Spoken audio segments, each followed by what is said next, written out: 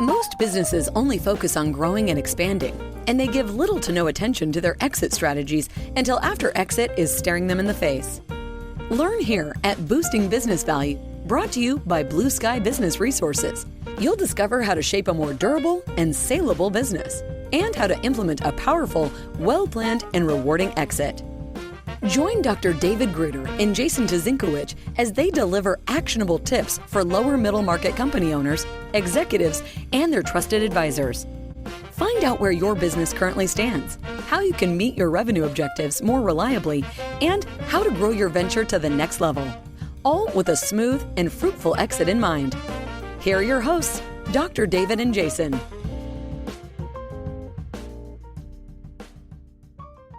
Well, welcome to this episode of Boosting Business Value.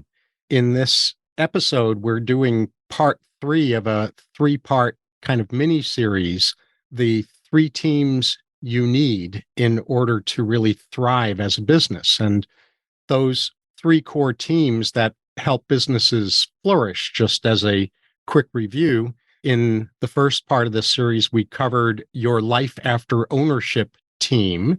And then in the second part of this mini series, we covered your trusted advisors team. And in this episode, we're going to be exploring the big challenges that effective executive teams face and what to do about these. So for those of you who are new to this Boosting Business Value podcast, I'm David Gruder, the business lifecycle, exit planning, and post-acquisition psychologist for Blue Sky Business Resources. And with me, as always, is the illustrious and talented co-host, Jason Tuzinkewich, Blue Sky's Chief Operations Officer. Take it away, Jason. Hey, it's great to be with you again, Doctor. And for all those who are coming back, thanks for visiting us again. I'm really excited about this particular portion of this 3-part series because I think it's the team, the executive team. It's the team that business owners are most familiar with, but there's a lot of work to be done in this team. And I think that this is actually going to be the hardest of the 3 episodes to put into action for a lot of business owners. So I'm excited to dig in and to help facilitate some new thinking and some changes. So without further ado, I'll get right into it. We think that there are 5 really big challenges. There are a lot of daily challenges that executive teams deal with, but there are 5 really big challenges that executive teams must face in their quest to be exceptional. And the very first of those challenges is composition. And when you think about a business owner starting a business, they're surrounded by people they're comfortable with. They're surrounded by cheerleaders and champions of their vision.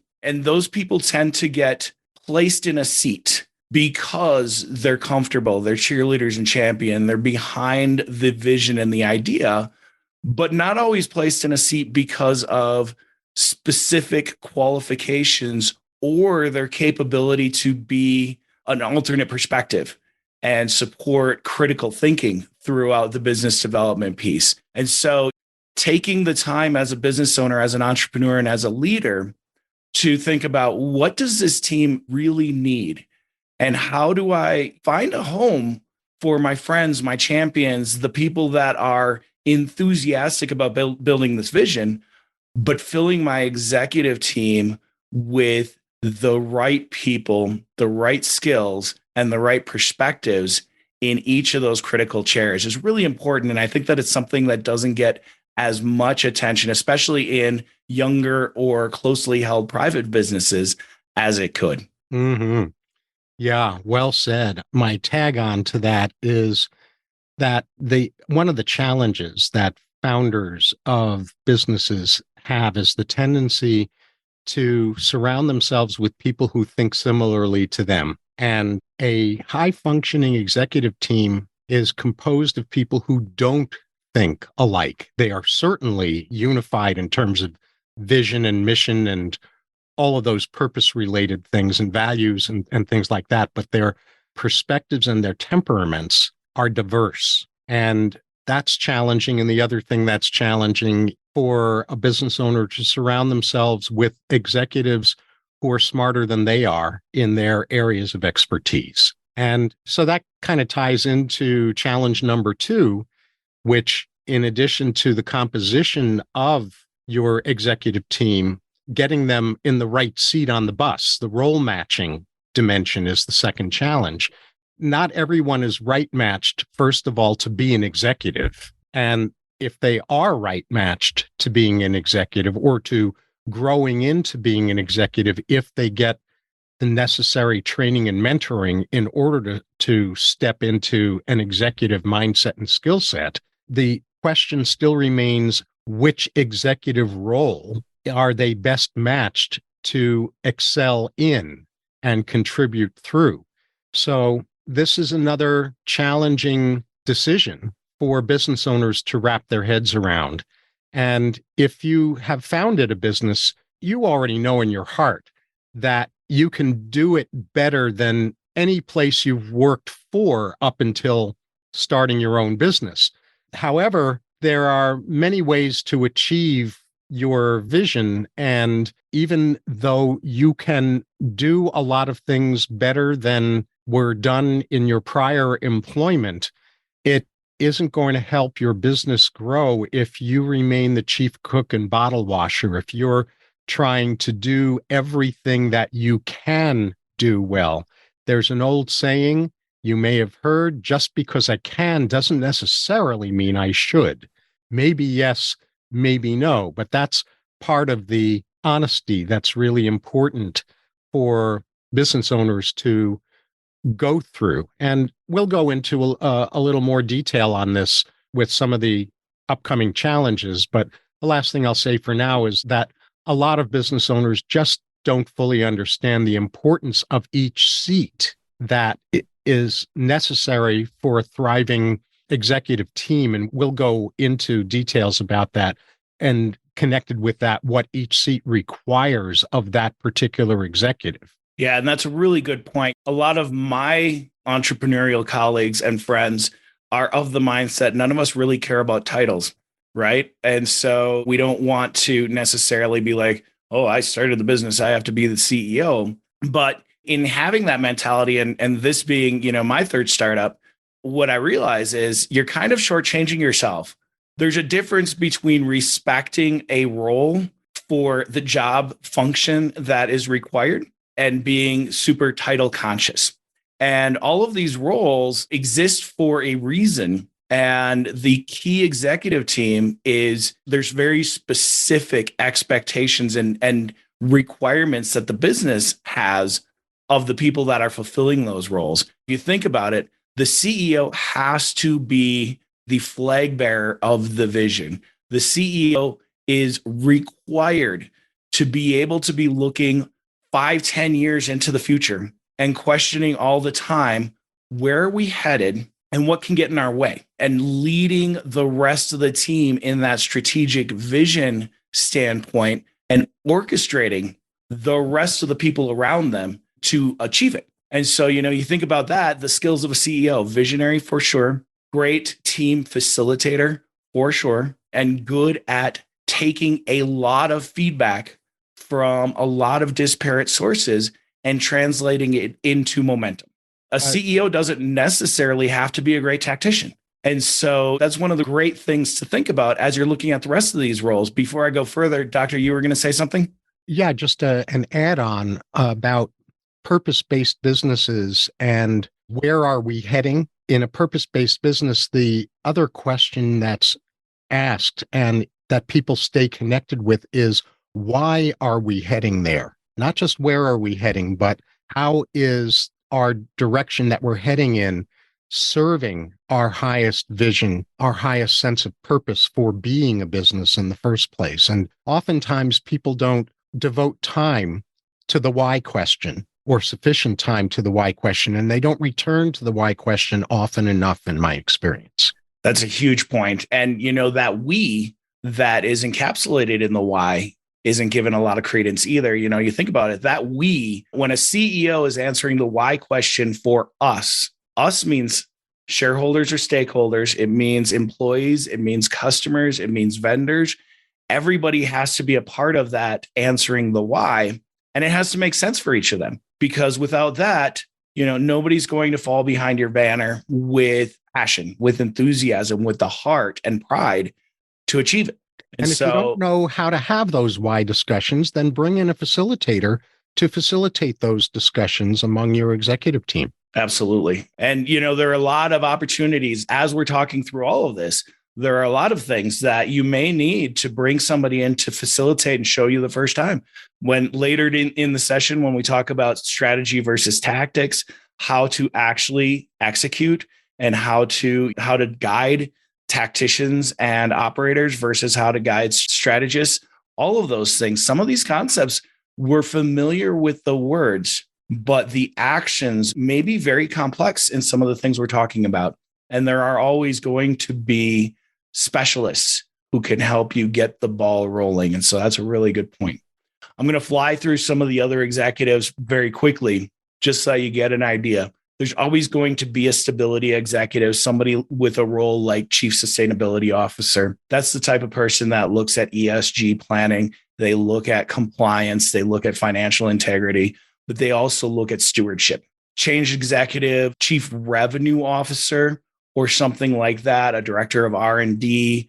They'll typically be somebody that facilitates the bridge between the engineers and the salespeople, whether that's an actual R&D department coordinating with a marketing division to make sure that what they're researching has a market and that they understand how to sell it, that type of thing. But a role that's coordinating new product development with placing those products into the marketplace. I like this one. Dr. Gruder called it a doing executive, and that's the chief operations officer. This is a role that I always jump into when I have the ability to be an executive, because it's the guy that bridges the gap, or gal, between strategy and tactics. You have to be able to get into the analytical weeds and say, how do we make this plan work functionally in the day-to-day grind of running our business?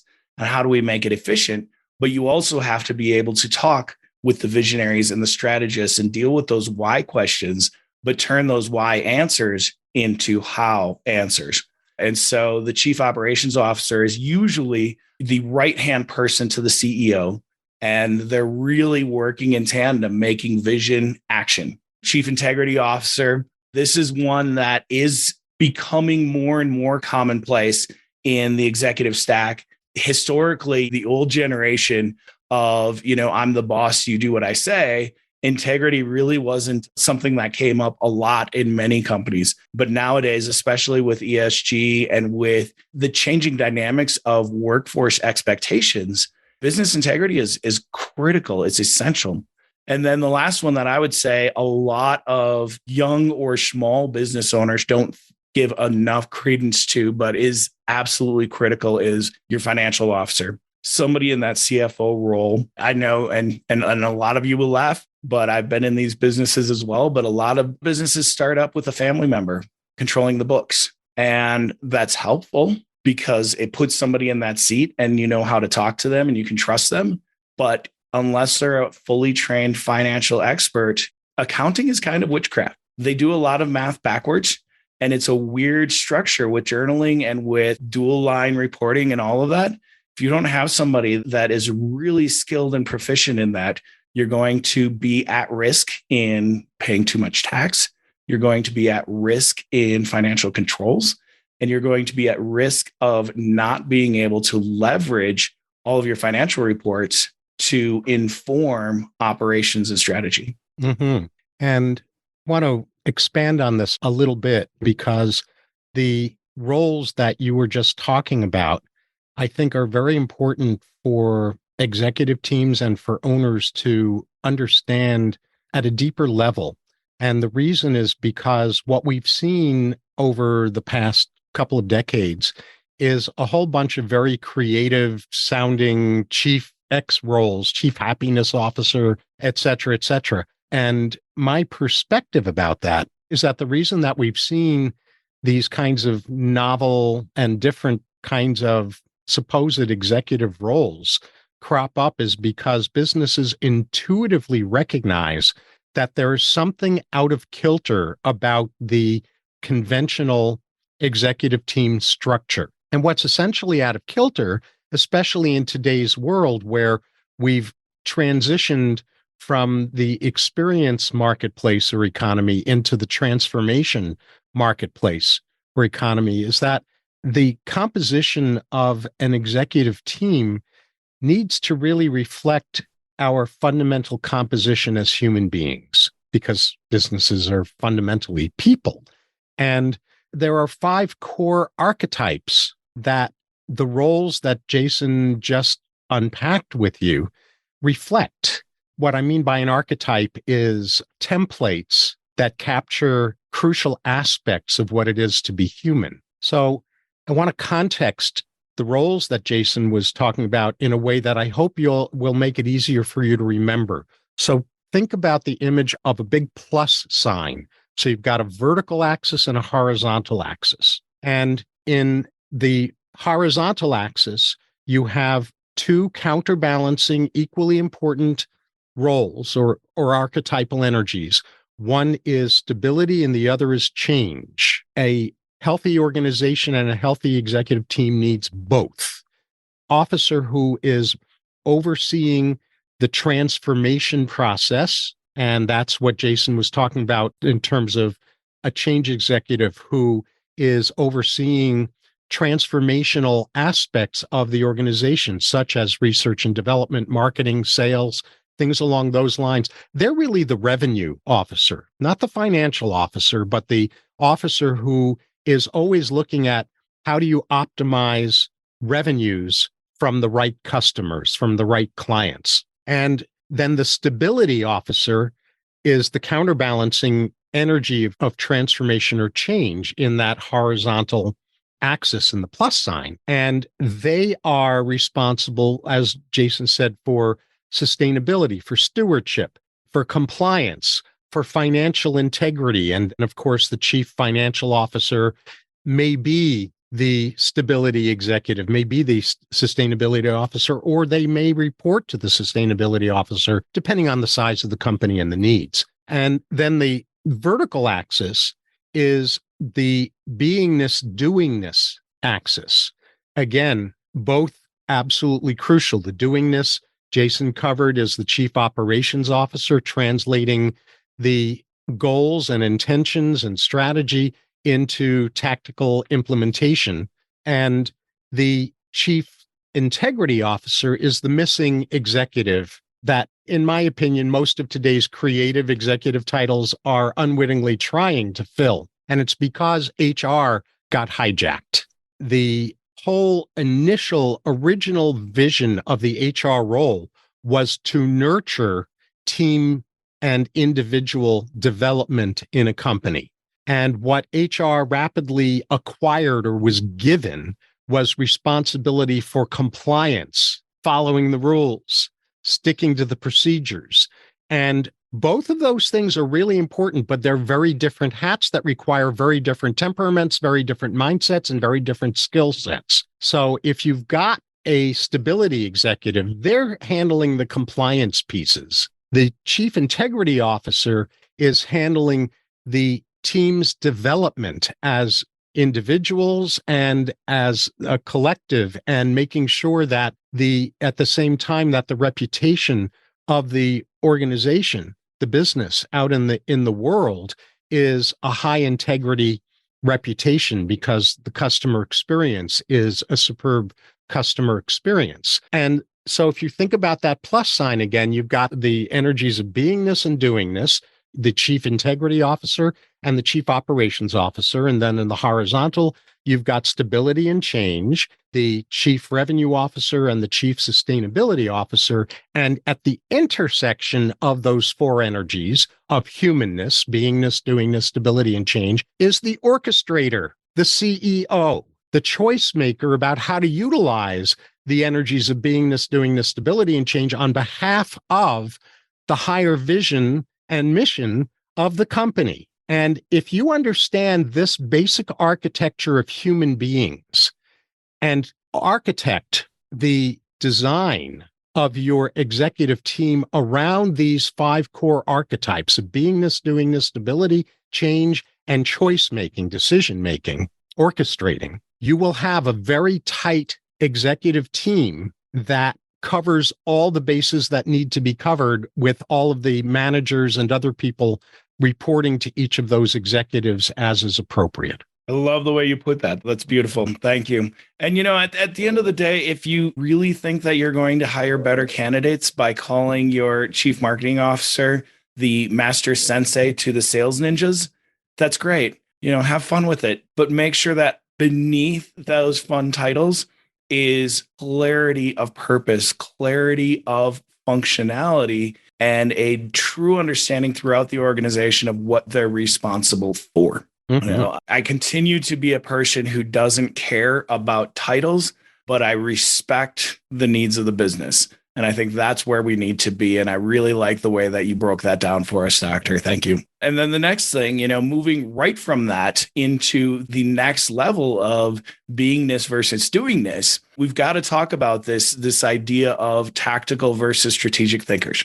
And to be clear, a lot of people that start their own business because they're extraordinary tacticians. And that's great. That's great that you can do functionally better than anybody you've worked with. And that's why you think you should do it yourself. But recognize, if you're a great tactician, recognize your tactical prowess and get yourself partnered with a strategist. And the thing that we're talking about here, this beingness versus doingness, strategy is the vision. Strategy is designing the sandbox in which you'll play and determining where you're headed, pointing the bus in the right direction, all these analogies. Tactics are actually turning those plans into action. And you need to have an executive team that is skilled in both. And there aren't a lot of individuals that are exceptional at both simultaneously. They take a different perspective. They take a different mindset. And if you are good at strategic planning, but you find yourself, like I do, getting into the weeds of the how does this happen, all of that energy that you spend thinking about the tactical elements of implementing a strategy are taking you away. They're bringing your attention down into the business and taking your attention away from looking above the business. And so myself, being a person who loves to dig into the weeds, I love to get an idea and then put my head down and tacticalize it. I just made that word up. But I need visionaries around me to help keep focused on that big picture. There always has to be somebody with their head up looking around. Mm-hmm. And just to underline that, it's not that strategy is superior to tactics or tactics are superior to strategy. They require each other. And where I've seen executive teams get gridlocked is when you have executives who are strategists trying to have conversations, strategic conversations with executives who are tacticians, or executives who are tacticians trying to have tactical conversations with executives who are strategists. In larger companies, I have come to advocate the separating out of a larger C-suite into a strategic suite, an S-suite, and a tactical suite, a T-suite, so that the strategists can talk amongst each other and then share, obviously, with the tacticians what they've come up with for the tacticians to translate into tactical decision-making, tactical planning, procedures, resources needed, et cetera, sequencing, et cetera, et cetera. And the tacticians need to be able to talk among each other and to then report back to the strategists about where the holes are, where the refinements need to be in the strategy, et cetera, et cetera. So there is definitely communication between the strategists and the tacticians, but I see gridlock happening over and over again when those two types of mindsets and roles are trying to have conversations with each other that aren't going to work. Like I said, that kind of conversation is a strategist talking to a tactician about strategy, or a tactician talking to a strategist about tactics. Yeah, and it's super critical when you start recognizing these two camps of experts and leaders within your executive team, and you start moving forward with letting them embrace their best capabilities within the organization. It's important to then, when you come together, agree on the outcomes. Because where this gridlock happens is the strategists want to be done when they have a strategic plan. And the tacticians want to be done when they can visualize how to implement that plan. And there's a feedback loop there, right? The strategists will come up with a plan they feel good about. The tacticians will take that and say, okay, let me work with it for a minute. They'll come back and they'll say, okay, here's what we've got. Here are where we're seeing the holes in it. And the strategists will say, okay, we can deal with those holes, but we don't like this thing tactically. And so when you're meeting together and when you're crossing that border, it's important to say, okay, is this an overview discussion where we're getting the first framework that the tacticians can then go develop a plan with? Are we presenting a tactical approach and getting feedback, or are we trying to finalize our go forward plan? And if you have those understandings of what type of conversation we're having, we can facilitate a lot more success. Very, very important. And I feel a need to emphasize one part of that, which is that the trap of the strategist is to wait too long to turn strategy over to tacticians. And the trap of the tactician is to try to move into tactical implementation before the strategy is clear. So this is where the collaboration between strategists and tacticians and the understanding of sequencing between those two functions is really important. Strategy precedes tactics. That doesn't make it more important than tactics. It's a sequencing issue. Two equally important things. Sequencing wise, strategy comes first, tactics comes second. And executive teams forget that. Yeah, and tacticians always want to just go. I mean, I'm guilty of that all the time. I'm like, I get the concept. Let's go. Sure. It's very human. Cool. So why don't you kick us off into challenge 5, and then we'll start building some success here, Doctor. Let's do that. So just as a quick review, the first challenge was composition of the executive team. The second was role matching, making sure that each person on the executive team is in their best role. The third challenge is architecture. How are you structuring the selected roles in the executive team? The fourth challenge is strategic versus tactical thinking. And the fifth and final challenge we wanted to illuminate around executive team development is constantly becoming who your business needs you to be. You know, the heart of executive development is that your business, if it continues to grow, if it continues to move forward, what your business is going to require of each of your executives is supposed to evolve. It's supposed to change. And sometimes there are executives that are brilliant with startups, for example, but they're not brilliant with scaling, and vice versa. There are some executives who are brilliant at scaling, but they're not really brilliant at startups, et cetera. Those are just a couple of examples of what I mean. And no harm, no shame, no fault, no blame. There are certain people who want to continuously grow and want to continuously become who the business needs their role to be as the business grows. That's fine if you have that temperament. If you don't, it's important to know when the business has outgrown your way of filling a particular role. And I think a really important warning story about that is the founder of Uber. So the founder of Uber clearly had a huge hand in developing Uber into a really large, viable, profitable business.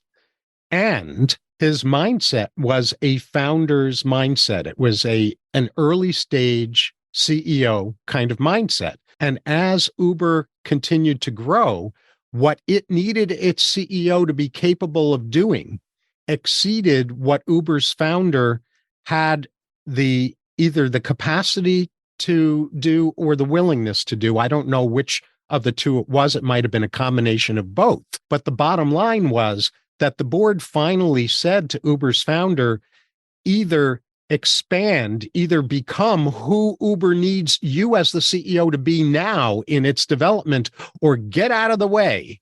And when Uber's founder did not do that, not only did the board remove Uber's founder from the CEO role, the damage that the founder was doing, in the board's opinion, was significant enough because Uber had outgrown that founder's capacities that the board bought Uber's founder out and completely removed the founder from the business altogether. Didn't just remove him from the CEO role. So that's a warning story about how important it is to constantly become who your business needs you to be, or to recognize that it's time for you to get out of the way out of a particular role.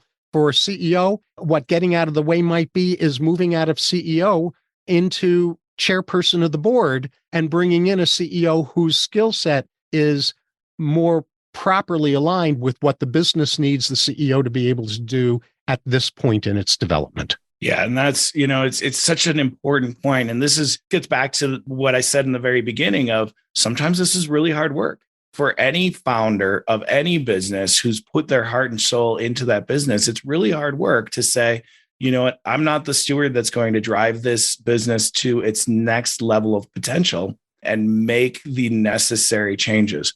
That is challenging work, but it's important work. And it's there are a lot, work, and it's something not to do in a vacuum. This is where advisors are very, very important, and facilitators and mentors. Yes. And a strong team, having a board you trust. The executive team isn't just the operational executives. There's always the advisory board that is part of this decision-making and understanding process. The trusted advisors team that we talked about last session are great voices, and they're close enough to the business that they understand what's going on, but they're arm's length enough that they can sometimes make less emotional assessments of how the team's doing. And so this leads us right into how do we take this information, which, I think for a lot of people, some of this information is new information, right? How do we take this and start translating it into success for our business? And I think that the first step is going to be something that you'll hear from me often. And that is get educated, get clear-eyed, and get a fact-based, operations-based understanding of where you're at. And there are assessment tools that can be utilized to do that. There are all of the stakeholders that we've talked about, the 3 teams that make your business successful over the long haul, as well as your board of directors that you can talk to. You can start taking in the voice of your employees, the voice of your customers, and voice of your vendors, but get as much information as you can, distill this information with your team, and get clear-eyed about, are we all, as leaders, the right people for the seats we're sitting in? Are we executing the demands, our role? And does some reshuffling need to be taken into account, or does some retraining need to be taken into account?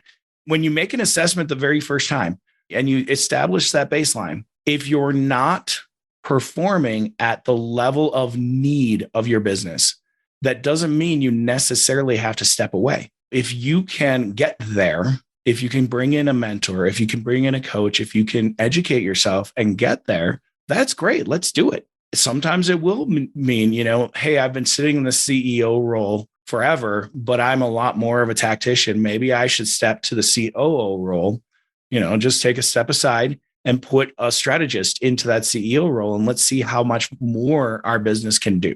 And so getting clear-eyed in that assessment is step 1 always.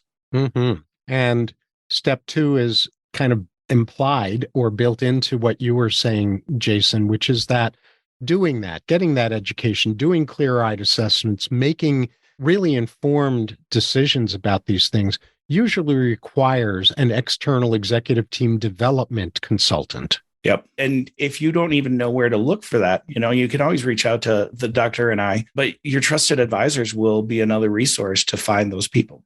And then the next step in this transitioning into a more successful executive team is recognizing that your C-suite doesn't have to be the sole decision-making body. We've alluded to this a lot, but if the people that have helped you get to where you are, your friends, your colleagues, your cheerleaders and champions aren't necessarily the right people for these executive roles, there are other roles you can take to still drive the trajectory of the business and guide success.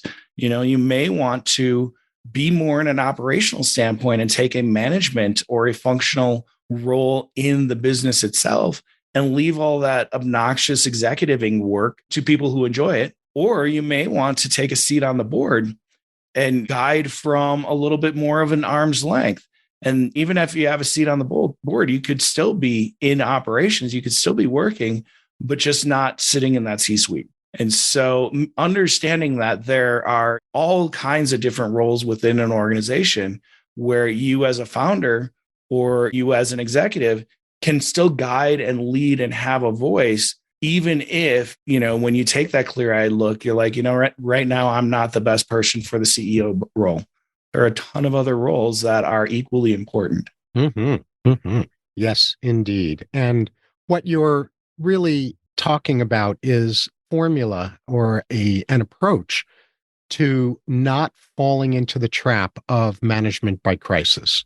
We're really talking here about being proactive rather than reactive. And then the final piece of the roadmap in terms of looking for a solution is take to heart what we've illuminated in this episode about C-suite architecture. I really can't emphasize the importance of that strongly enough. I want to encourage you to re-listen to that segment, to what Jason described about the C-suite architecture roles and the archetypes that those roles correspond with. That plus sign is a visual to help anchor that clarity for you. Absolutely. And, as always, we like to leave you with a couple takeaways, the nuggets that we thought were the things we'd like you to carry with you after this episode.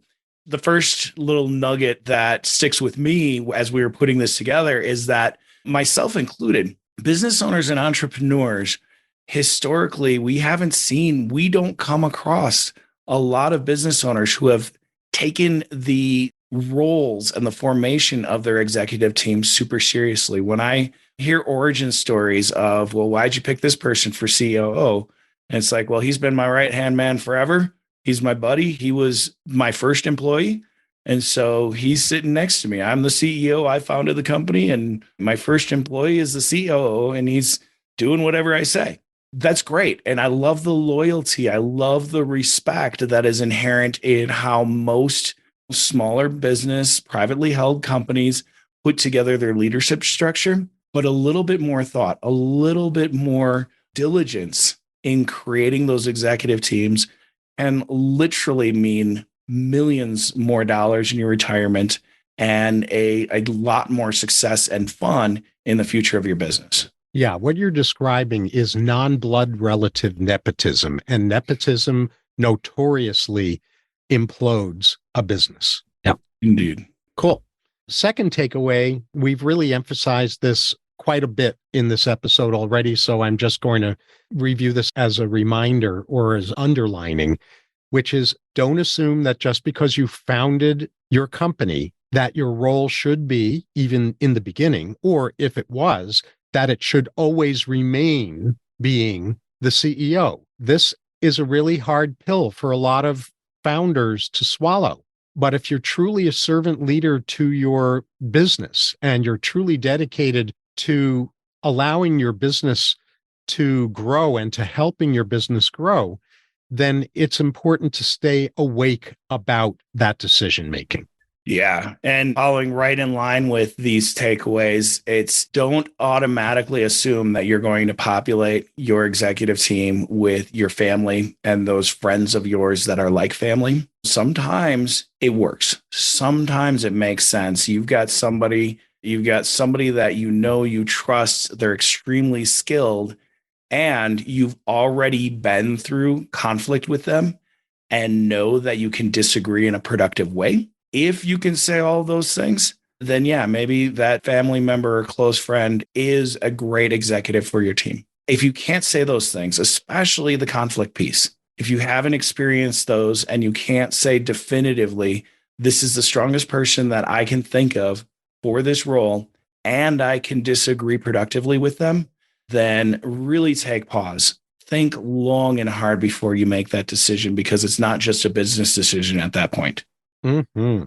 And final takeaway is that if you want to do a deep dive into C-suite architecture and into really understanding how the perspectives and the mindsets and the temperaments of each of your officers, your executive team, need to be different from each other so that everyone can appreciate each other's differences rather than get gridlocked in power struggles over who's right and who's wrong. Would strongly, even if this sounds self-serving, I would encourage you to read the book, The Nimble C-Suite, which I co-authored with Mark S.A. Smith. Yeah, and I have no bird in the hunt on this one, but I will say I've read it. It's a powerful book. It's an easy read. I'm fully behind y'all taking a look at that.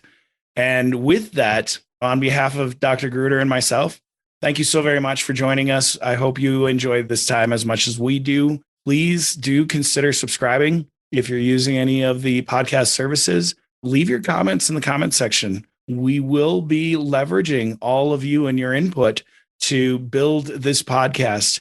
And so we want to make sure that it's valuable and meaningful to you all. So please feel free to jump in the conversation anytime. All our contact information is readily available on LinkedIn or on our website, blueskyadvisors.net.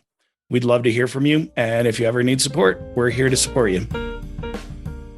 That's all for this episode of Boosting Business Value. May your new learning result in the smoothest and most profitable exit strategy for your business. With the right knowledge and guidance, the sky's the limit to what you can do.